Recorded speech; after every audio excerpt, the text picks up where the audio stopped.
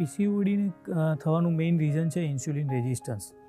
તો પીસીઓડી જો તમારે ક્લિયર કરવું હોય તો ઇન્સ્યુલિન રેઝિસ્ટન્સ ક્લિયર થાય એ પ્રમાણેની તમારે ટ્રીટમેન્ટ કરવી પડે, એ પ્રમાણેની કસરત કરવી પડે.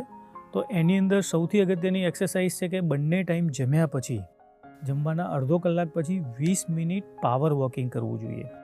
20 મિનિટ પાવર વોકિંગ જમ્યાના અડધો કલાક પછી કરવામાં આવે તો ઇન્સ્યુલિનની એફિકેસી વધતી હોય છે, એટલે ઇન્સ્યુલિન રેઝિસ્ટન્સ ધીમે ધીમે ક્લિયર થતું હોય છે.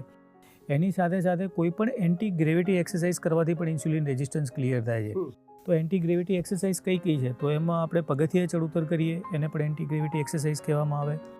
બીજું દોરડા કૂદવામાં આવે. જો નાની ઉંમર છે 20-25 વર્ષની, તો તમે દરરોજના 50-100 દોરડા કૂદવામાં આવે તો એના કારણે પણ ઇન્સ્યુલિન રેઝિસ્ટન્સ ક્લિયર થતું હોય છે.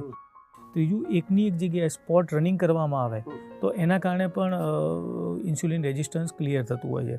મતલબ ઇન્સ્યુલિન રેઝિસ્ટન્સને ક્લિયર કરવા માટે તમે પાવર વોકિંગ કરો જમવાના અડધો કલાક પછી, કોઈ પણ એન્ટી ગ્રેવિટી એક્સરસાઇઝ એટલે કે દોરડા કૂદવા, પગથિયા ચડ ઉતર કરવા, એકની એક જગ્યાએ દોડવું. આની સાથે સાથે મેન્ટલ હેલ્થ માટે કોઈ પણ પ્રાણાયામ કરવા જરૂરી છે.